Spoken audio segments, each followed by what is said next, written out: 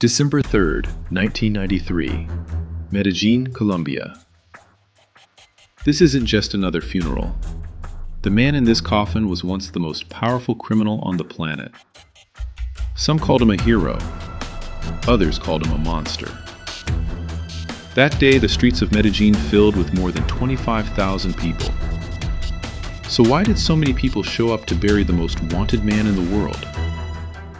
And why did it turn into chaos? Stick around. By the end of this video, you'll understand exactly what happened that day. The final hours. For 16 years, Pablo had outrun everyone. The Colombian government, the American agencies, even his own rivals in the cartel world. But by December 1993, there was one problem for everyone hunting him. Nobody knew where he was hiding. Unknown to Pablo, intelligence agencies had already been watching the one weak point in his armor: his family.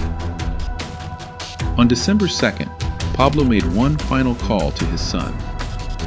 He knew it was risky, but maybe, deep down, he just needed to hear his son's voice one more time. That call gave away his location. Within minutes, the army and special forces were moving in. His one bodyguard never stood a chance. Then came the words that ended an era. Viva Colombia! We just killed Pablo Escobar. 16 months after escaping prison, the most wanted man on earth was gone. And almost instantly, the entire country felt the shockwave. News stations couldn't say it fast enough. Radios screamed the headline across every station. On the streets, the reaction was complicated, somewhere between relief and grief. To the government, he was a monster. But to many in the hillside slums of Medellin, he was something else entirely. A man who built homes, funded hospitals, and gave money to the poor when no one else would. To them, he wasn't a drug lord. He was Robin Hood. The funeral. 2 days later, thousands gathered at the Jardines Montesacro cemetery to say goodbye. The crowd was so massive, Pablo's own family couldn't even get out of their car. They had no choice but to turn around and miss their own father's funeral. Mourners wore t-shirts printed with Pablo's face. Some carried signs. "You will always be with us." Others, "Long live Pablo Escobar."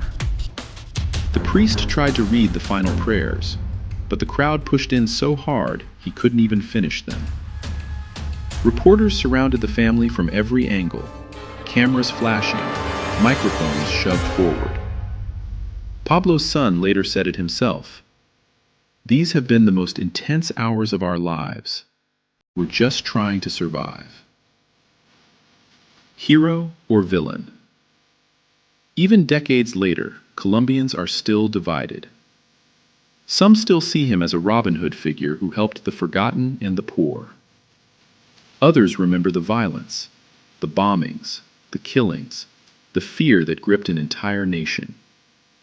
To many, his name has become a permanent stain on Colombia's identity. Some say it's the reason Colombian passports get extra scrutiny at airports to this day. More than 30 years later, the question is still unanswered. Was he a folk hero or one of history's most dangerous men? So what do you think? Does Pablo Escobar deserve all this attention, even today? Let me know in the comments.